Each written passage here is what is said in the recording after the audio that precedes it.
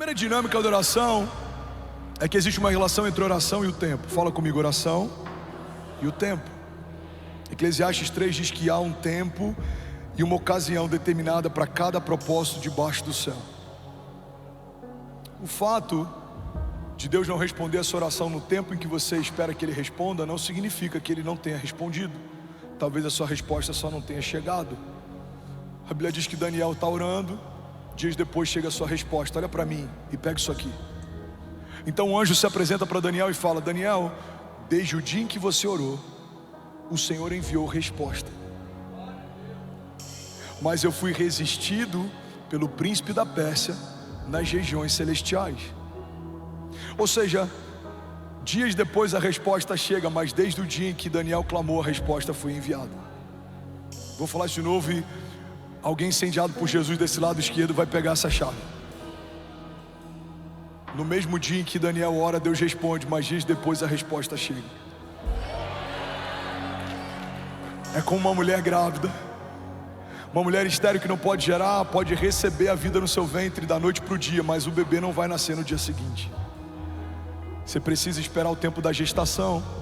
Sabe, o fato de você não tocar ainda em alguns milagres não significa que eles já não sejam realidade. Deus já enviou algumas respostas, Deus já respondeu algumas dúvidas e inquietações, Deus já está movendo algumas realidades, Deus já está abrindo algumas portas. Irmão, eu creio que enquanto a gente está aqui, Deus já está curando algumas enfermidades, Deus já está visitando alguns ventres. Vamos, eu quero profetizar sobre alguém. Enquanto estamos aqui, Deus já está removendo do coração de pessoas projetos que Ele não se alegra, ideias que não foi Ele quem deu, mas Deus também está confirmando no coração de pessoas lugares, sociedades, negócios, projetos que é o Senhor quem te deu. Ele está dizendo: filho, fui eu quem fiz, fui eu quem abri, fui eu quem te deu. Avance, creia, não tenha medo, não tenha medo, eu sou contigo, eu estou com você. Essa porta fui eu quem abri, essa sociedade fui eu quem propus, essa empresa fui eu quem te dei. Porque a porta que Deus fecha, ninguém abre, mas a porta que Deus abre, irmão, ninguém fecha. E quem caminha com Deus sabe que é melhor uma porta fechada por Deus do que tentar forçar uma porta que Deus nunca abriu. É melhor você ter algo que Deus retirou de você do que tentar retirar de Deus algo que Deus disse que não é mais para esse tempo. Tem lugares que você amava estar, Deus mandou você sair, você não sabe por quê, mas você não ouvia conversas que Deus ouviu, você não viu coisas que Deus viu. Tem lugares que você amava estar, pessoas que você queria com você, mas o próprio Deus retirou. Por quê, pastor? Porque Ele sabe daquilo que você não sabe, Ele vê aquilo que você não vê. Talvez no seu tempo presente não faça sentido algumas renúncias, mas no seu tempo futuro elas vão fazer todo sentido. Tem estações, irmão, que Deus nos pede coisas que parece que agora tudo está desmoronando. Deus remove bases de segurança, Deus remove pessoas, conexões, alianças, mas a verdade é que quem caminha com Deus, mesmo em momentos que parece que tudo está desmoronando, na verdade no seu destino profético está tudo se encaixando. José foi vendido, mas a venda dos seus irmãos deixou ele mais perto do seu destino profético. Irmão, Davi foi esquecido, mas quando o profeta manda chamar, naquele dia a unção liberou o seu destino profético. A gente vê muitos homens de Deus que por algum momento eles foram empurrados por uma tribulação ou tempestade, mas aquela tempestade foi o passaporte para o cumprimento de um destino profético. O que seria de José se não fosse a venda dos seus irmãos? O que seria Davi se não fosse a perseguição de Saul? O que seria Moisés se não fosse o genocídio de uma geração? Será que os braços da filha de Faraó teriam recebido Moisés se aquele menino não precisasse fugir da morte lançado num cesto? Será que José falaria para o copeiro e para o padeiro a respeito de revelação de sonhos se não estivesse no mesmo cativeiro em que eles estavam? Será que Daniel teria visto o que viu naquela cova enquanto leões jejuaram na presença dele, se ele não tivesse permanecido fiel e inabalável diante da perseguição? Será que eu e você estaríamos de pé se Jesus tivesse afastado o cálice e não tivesse obedecido à vontade do Pai? Será que a minha casa e a sua seriam salvas se o Filho de Deus preferisse fazer a vontade dele do que obedecer à vontade do Pai? Será que se Jesus não tivesse uma vida de oração, sendo 100% homem, apesar de ser 100% Deus, será que ele se ele não tivesse consultado ao Pai como consultou no Getsemane, a nossa história não teria sido diferente. Glória a Deus por Judas e pela sua traição, liberou o destino profético de toda a humanidade. Glória a Deus pela venda dos irmãos de José e pela forma como eles passaram a resisti-lo, empurraram José para o seu governo. Glória a Deus pelo cesto que carregava Moisés no rio.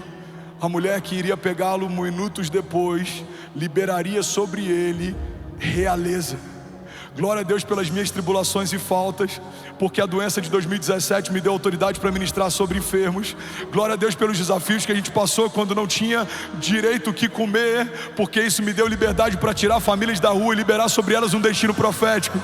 Glória a Deus pelas perseguições ministeriais e homens fortes que tentaram apagar o meu nome, porque eu permaneci fiel e o próprio Deus soprou o meu nome em lugares em que alguns desses homens não têm mais acesso, não podem entrar. Glória a Deus, irmão, pelas lutas e tribulações que, como Paulo diz, são leves e momentâneas, mas elas estão gerando em nós uma glória eterna que pesa mais do que todas elas. Glória a Deus pelos testes, porque são eles que nos promovem. Glória a Deus pelas faltas, porque são elas que fazem a gente reconhecer o que de fato importa. Quando todas as nossas bases são removidas, a gente se lembra que tudo que a gente precisa, a gente já tem. Jesus, o autor e consumador da nossa fé, Ele é poderoso para restituir o que foi roubado. Ele é poderoso para te dar o que tentaram tirar de você. Mas para isso você precisa, irmão, ouvir os céus. Talvez ao seu redor as palavras são palavras de desânimo, de cansaço, de morte, mas as palavras que Deus tem para você são palavras de vida e de eternidade. Talvez alguém perto de você vai dizer: 2024 é o ano mais desafiador da nossa empresa. Mas alguém que ouve os céus precisa se levantar e declarar: não, 2024 é o ano de aceleração sobrenatural. Nunca vimos o que veremos a partir de agora.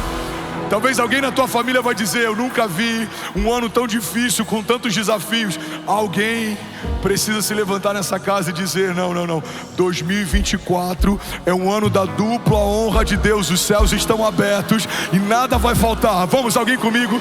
Não vai faltar unção, não vai faltar recurso, não vai faltar direção, não vai faltar alegria, não vai faltar saúde, porque alguém que ouviu os céus está comunicando à terra: é tempo de viver milagres, é tempo de se levantar, é tempo de fluir em dons, sinais e maravilhas. Igreja de Jesus, levanta e resplandece. Alguém comigo aqui?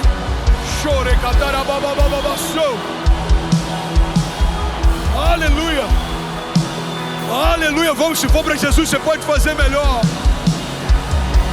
Aleluia. Você vai chegar na sua segunda-feira, e quando você ouvir algo que não coopera com o que Deus te falou, você precisa combater o que ouviu. Irmão, eu acho que a gente vai precisar fechar. Por quê? As contas não estão fechando. Deixa eu ver. Deus te deu uma palavra? Deu. Então faça sonhos maiores do que você tinha antes da crise. Porque se foi Deus quem te deu essa empresa, é Ele quem vai fazer ela superar qualquer tribulação. Você está com desafios no casamento? Creia, o Deus que abençoou essa aliança é o Deus que vai manter essa aliança de pé. Você não vai pensar como seria se você se divorciasse. Você vai pensar: aonde faremos as bodas no próximo ano? Vamos, alguém comigo?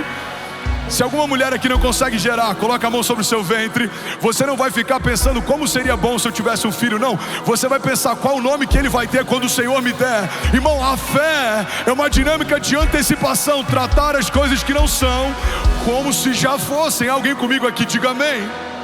Levante suas mãos, declare com autoridade, diga: Pai, eu creio que há poder no nome de Jesus. Diga: eu creio que há poder em toda palavra que sai da boca de Deus a meu respeito. Diga: e a despeito do que o inferno está dizendo, eu carrego uma palavra de Deus. Diga: o Senhor não é homem para que minta, nem filho do homem para que se arrependa.